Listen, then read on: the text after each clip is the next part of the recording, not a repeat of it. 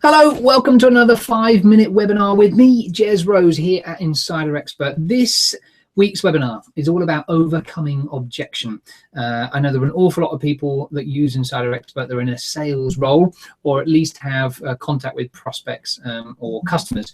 And not always does it go to plan. Sometimes you find that customers are a little challenging or objectional. And how do you do that? And because it's very difficult for us, because we don't like being let down. We don't like it when people say no. We like people to, go along with what we're suggesting and buy the thing that we're positioning in front of them. But sometimes it doesn't always happen. So here are my key points in just 5 minutes-ish as to how best to overcome objection, how best to handle it, so that you come off looking professional, but actually that it edges you towards a situation whereby you're in a much more efficacious place in terms of that relationship that is more likely to build on in a positive direction, i.e. that you'll get what it is that you wanted out of that interaction. The first thing is not to challenge directly. So if somebody says that your information is incorrect or they don't want the thing that you're positioning to them, or I don't know, they haven't got enough time, don't challenge them directly. What happens when we're challenged is that we immediately move into that kind of fight or flight response whereby our heart rate's elevated and we're a little bit set back. We think, well, I beg your pardon, you're challenging me. So immediately you put the customer on the back foot. You immediately invite them to challenge you further. So don't challenge them. Seek understanding. That's the key thing here.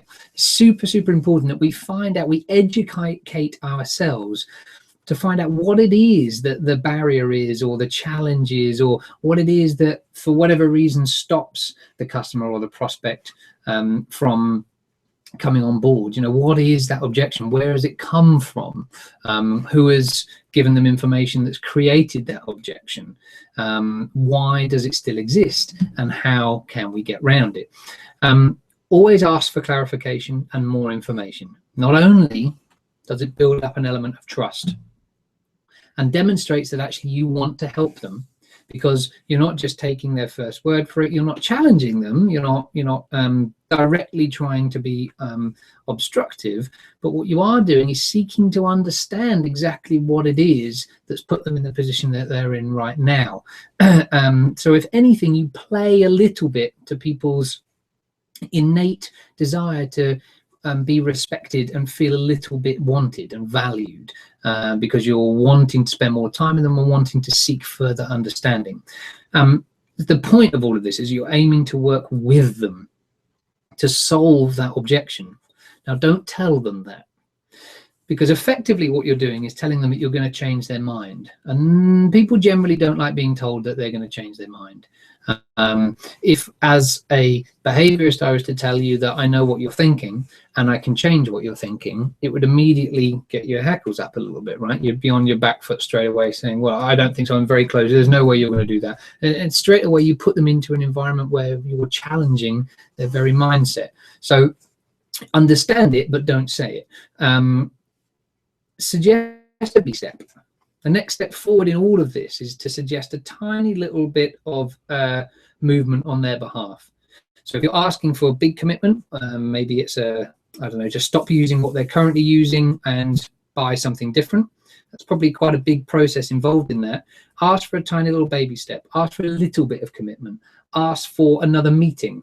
Ask for them to spend a bit more time talking to you. You're just asking for a tiny, tiny baby step in the right direction. So what you've done in your head is you've broken this one ideal goal into lots of different goals that you're going to have to work your way through to get here. Never ever ask for their commitment. When somebody is objected to something, don't ask for the commitment until the point that you're comfortable that they're ready. The objection's gone way out the way, and we'll come back to how to follow up on objections, because it's all very well having identified there's an objection, moving that away, but then what happens after that when you've got, sorry, postman's here, it's the dogs. What happens when you've got that objection out the way, you then of course move into a place where they need to understand But you still want to solve this. You still want to, get rid of all those things that they're objecting to and move to a place where they're 100% comfortable and confident. And that doesn't happen all the time. So, when you've got rid of that objection, one of the things that's really important to do is layer and reinforce how they feel right now and all the positive things about this new place that they're in before you ask for the commitment. But we'll come back to that. It's a kind of a technicality we need to visit at a different point. Solve their pain or the barrier if you can. So when they present the objection, try to use all the knowledge and all of the resources you've got to prove that you solve that pain or the barrier or the objection.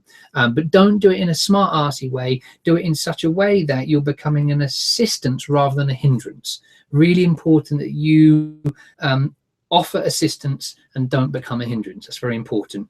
And last but by no means least is to follow up.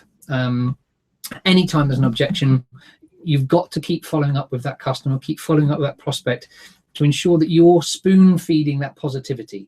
Those people that you hang around with matter a lot. And if you allow your customer, your prospect to hang around with those people that share similar views to them, there's nobody challenging them. There's nobody slowly breaking down those objections. So it's important that you're the grit in the oyster, or in this case, the oyster in the grit. Have a very good day. See you soon. Bye-bye.